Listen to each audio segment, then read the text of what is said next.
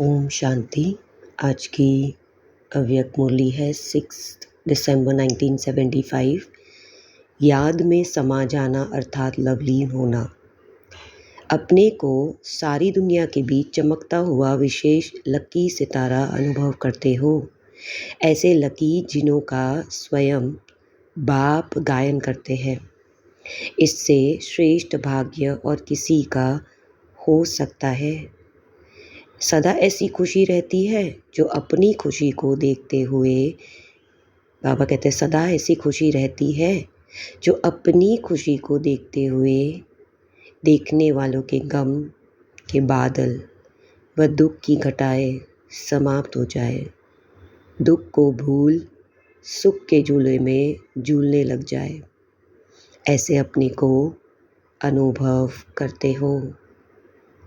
जैसे गायन है, पारस के संग में लोहा भी पारस बन जाता, ऐसे आप पारस मणियों के संग से अन्य आयन एजेड आत्माएं गोल्डन बन जाएं। ऐसी अवस्था अनुभव करते हो। कोई भी आत्मा भिखारी बनकर आवे और वह माला माल होकर जावे। ऐसे अपनी तकदीर की तस्वीर रोज़ अपने दर्पण में देखते हो। किस समय देखते हो? क्या अमृत वेले? देखने का टाइम निश्चिंत है अथवा चलते चलते जब आता है तब देखते रहते हो? सारे दिन में कितनी बार देखते हो? बार बार देखते हो या एक ही बार? आजकल का फैशन है कि बार बार अपना चेहरा देखते। वह देखते अपने फीचर्स और आप देखते हो अपना फ्यूचर। आपका फीचर्स तरफ अटेंशन नहीं, लेकिन हर समय अपने फ्यूचर को श्रेष्ठ बनाने का ही अटेंशन है। तो अपने तकदीर की तस्वीर देखते हो कि हमारी तस्वीर में कहाँ तक रूहानियत बढ़ती जा रही है। हमारी तस्वीर में कहाँ तक रूहानियत बढ़ती जा रही है। जैसे वे लोग लौकिक दृष्टि के रूप में व शक्ल में अपनी लाली को देखते हैं कि कहाँ तक लाल हुए, और आप सब अलौकिक तस्वीर देखते हुए रूहानियत रूपी लाली को देखते हो। तो बाबा इस मुरली में जो सब विशेष पहले लकी सितारे बच्चों से बात कर रहे हैं, बाबा कहते हैं क्या हमारी खुशी इतनी है कि दूसरे भी अपने गम भूल जाए? क्या हम इतने पारस बने हैं जो लोहा भी पारस बन जाए? कोई हम इतने भरपूर हुए हैं कि हमारी अवस्था ऐसी है कि दूसरी आत्मा हमारे पास आकर माला माल होकर जावे? तो बाबा कहते हैं अपनी तकदीर देखते हो, फ्यूचर। तकदीर देखने के लिए हमारे पास दर्पण चाहिए। बाबा कहते हैं अपने दर्पण को कब देखते हो, कितनी बार देखते हो? अमृत वेले कितनी बार? हाँ, बार बार देखते हो। और क्या देखते हो? क्या हम अपने फीचर्स नहीं देखते, हम अपना फ्यूचर देखते हैं, तकदीर देते हैं। और क्या देखते हैं? अभी की तस्वीर जो हमारी है उसमें कितनी स्पिरिचुअलिटी है, रूहानियत कितनी है, आत्मिक रूप कितना भरा हुआ है। बाबा कहते हैं मैं कोई लौकिक दृष्टि की या शक्ल की बात नहीं कर रहा हूँ। बाबा कहते हैं कि हम अपनी रूहानियत रूपी लाली को देखते हैं। तो आज विशेष दूरदेशी व डबल विदेशी अर्थात त्रिकालदर्शी से विशेष मिलने आए हैं। यह भी विशेष लक हुआ। ऐसा लक कि अपने को समझते हो पद्मा पदम भाग्यशाली अपने को समझते हो, या सौभाग्यशाली, या पद्मा पदम शब्द भी कुछ नहीं। अपने को क्या समझते हो? कहो पद्म तो हमारे कदमों में समाये हैं। जिनके कदमों में अनेक पद्म भरे हुए हो, वह स्वयं क्या हुआ? जैसे कोई भी विशेषता सुनाते हैं, वह अपनी श्रेष्ठता वर्णन करते तो कहते हैं ना, वह तो हमारे पाँव के नीचे है, यह हमारे आगे क्या है। ऐसे ही पद्म तो आपके पाँव के नीचे है। ऐसे श्रेष्ठ लकी हो। सिर्फ अपने भाग्यों का ही सुमरन करो तो क्या बन जाएंगे। भाग्य का सुमरन करते करते बाप से सर्वश्रेष्ठ और बाप के सिर के भी ताज बन जाएंगे। अपनी सर्वश्रेष्ठ स्थिति का यादगार चित्र देखा है? आपके सर्वश्रेष्ठ भाग्य की निशानी का यादगार चित्र कौन सा है कि जिससे सर्व से ऊंच प्रसिद्ध होते? विराट रूप में ब्राह्मणों की सर्वश्रेष्ठ यादगार में चोटी दिखाई। चोटी से भी ऊंचा कुछ होता है क्या? शक्ति सेना भी अपने को लकी समझती है। तो बाबा आज हमें कहते हैं, पहले तो बाबा रूहानियत की चेकिंग कराते हैं, फिर बाबा हमें कहते हैं त्रिकालदर्शी की विशेषता कितनी है, यानी अपने अंदर कितने पद्मों की कमाई है। बाबा कहते हैं कि कोई भी विशेषता सुनाते अपनी श्रेष्ठता, हाँ, यानी कितनी श्रेष्ठता है हमारे अंदर, कितनी विशेषता है, कितनी हमारे पाँव के नीचे है, यानी हमने कितनी हासिल की है। बाबा कहते क्या सिर्फ अपने भाग्य की सुमरन करते करो, या भाग्य की सुमरन करते बाप से सर्वश्रेष्ठ और बाप के सिर के ताज बन जाएंगे, कि अपने अपने भाग्य की सुमरन करते रहें। क्योंकि बाबा कहते हैं कि अपनी सर्वश्रेष्ठ स्थिति का यादगार चित्र देखा है। कौन सा चित्र है? विराट रूप का, कि मेरी सबसे श्रेष्ठ स्थिति क्या है? विराट रूप में जो चोटी है सबसे ऊंची दिखाई जाती है, सर्वश्रेष्ठ स्थिति कौन सी है? बाबा कहते हैं अपने भाग्य को देखो, कितने सौभाग्यशाली हैं हम बच्चे। फिर बाबा हमें कहते बाप भी विशेष बच्चों का विशेष भाग्य देख हर्षित हो रही है। कैसे कोने कोने से विदेश के कानों में भी निकल करके अपने घर में पहुंच गए। बाप भी घर में आए हुए बच्चों को, जो आधा कल्प की आशा लगाए हुए अब यहाँ तक पहुँच गए, तो बच्चों को अपने ठिकाने पर आया देखकर, वह सर्व आशाएं पूरी होती हुई देखकर बाप भी हर्षित होते। विदेश ग्रुप की विशेषता क्या है? विदेशियों को देखकर बाप भी विदेशियों की विशेषता देखते हुए विशेष हर्षित होते, क्योंकि भले मेजॉरिटी भारतवासी की है, लेकिन अब विदेशी कहे जाते। तो मेजॉरिटी में जो पहली क्वालिटी आते हैं, पतंगे मिसल। बाबा कहते एक फ्लाई है, जो पतंगा है, जो क्षमा पर जलकर मर जाना, उसमें फिर सोचना नहीं, सुना, अनुभव किया और चल पड़े। बाबा पतंगे किसको कहते हैं? जो आए और एकदम क्षमा के लगन में मगन होकर जल पड़े। तो विदेशियों में यह क्वालिटी भारतवासियों से विशेष है। भारतवासी पहले क्वेश्चन करेंगे, फिर सोचेंगे और बाद में स्वाहा होंगे। विदेश जो निकली हुई आत्माएं हैं, उनकी क्षमा पर पतंगे के समान स्वाहा होने की विशेषता है। जैसे कोई दूर बैठे बहुत तड़पन में हो और ऐसी तड़पती हुई आत्मा को ठिकाना मिल जाए, तो ऐसी तड़पी हुई आत्मा मेजॉरिटी रूप से ग्रुप में दिखाई देती है। समझा? अपनी विशेषता को पतंगा होने कारण ऑटोमेटिकली उनका पुरुषार्थ याद और सेवा के सिवाय और कुछ रहता नहीं, इसलिए फास्ट जाते हैं। बाबा कहते भारतवासी और विदेशी में क्या डिफरेंस है? कुछ आत्माएं ऐसी निकली जो पतंगे मिसाल थी। आप लोग कब, क्यों और क्या का क्वेश्चन करते हो? माया के वार से हार खाने वाले हो या सदा विजयी? माया का हार खिलाने वाले हो ना कि खाने वाले? तो विदेशियों को बाप की विशेष लिफ्ट है कि जिस लिफ्ट में गिफ्ट के कारण फास्ट जा रहे, इस विशेषता को सदा कायम रखना। क्यों और क्या के क्वेश्चन के बजाय सदा मास्टर त्रिकालदर्शी स्टेज पर स्थित हो हर कार्य व संकल्प को उसी प्रमाण स्वरूप में लाओ। बाबा क्या कहते हैं? हम लोग अगर माया से हार खाते, यानी क्या क्वेश्चंस में चले गए कि ऐसा क्यों है, और बाबा हमें कहते त्रिकालदर्शी बन जाना।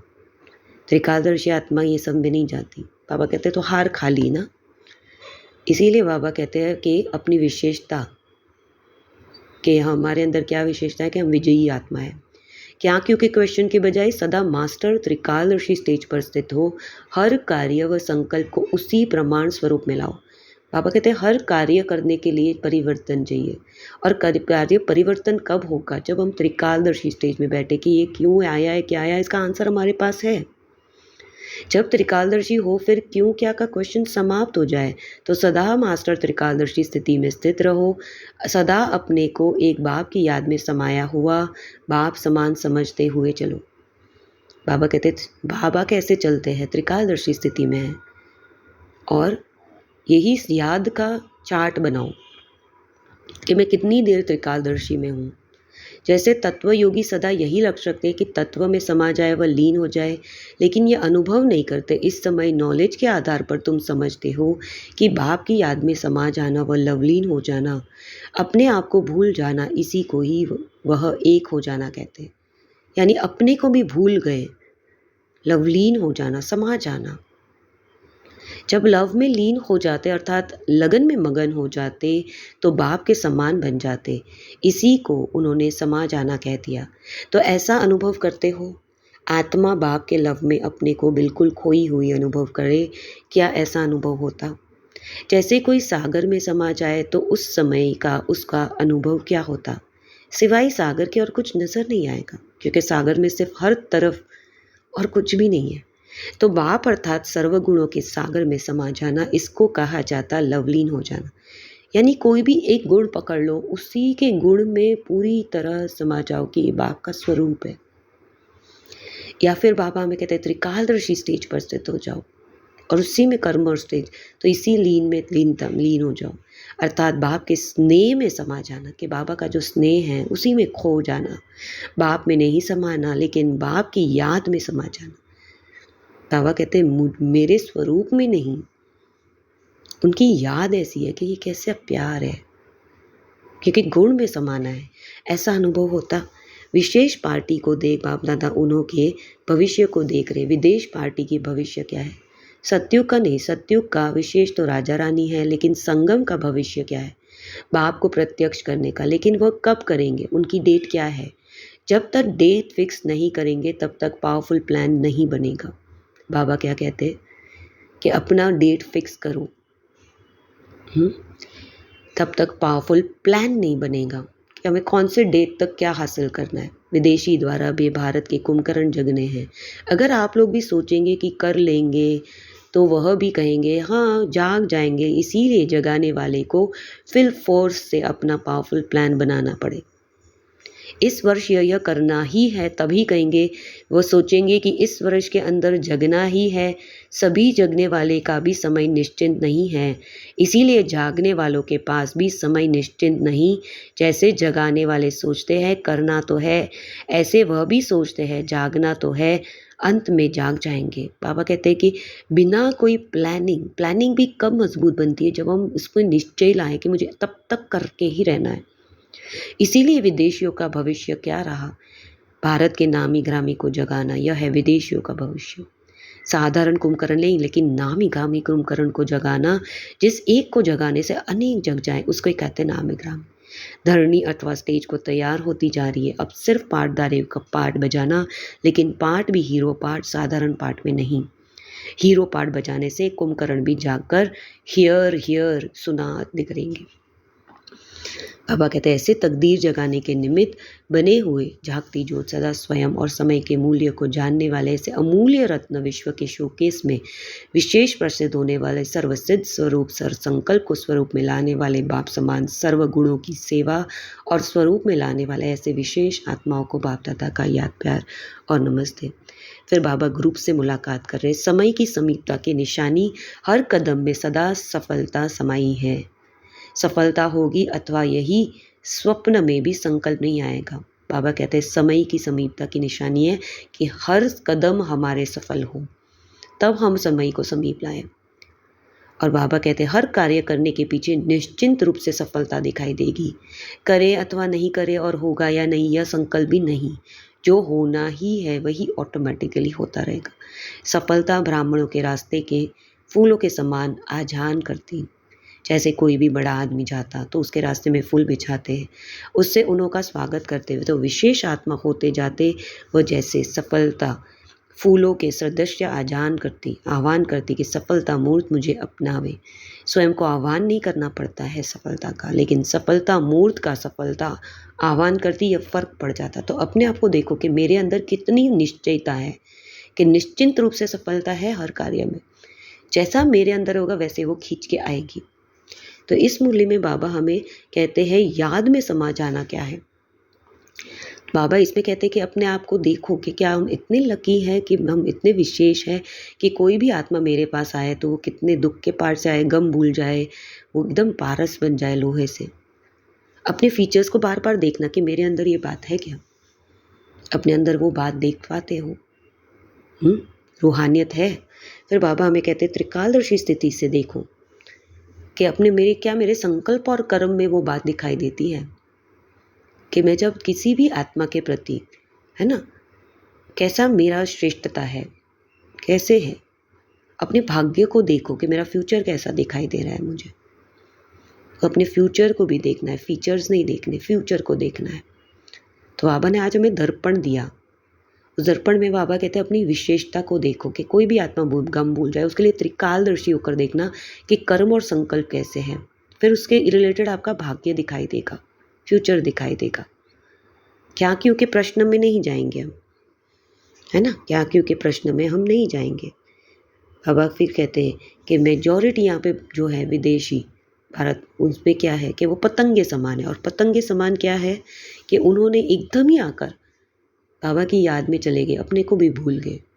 जैसे बाबा का ज्ञान था, जैसे बाबा की स्टेजेस थे, हर गुण में समा गए, त्रिकालदर्शी बन गए।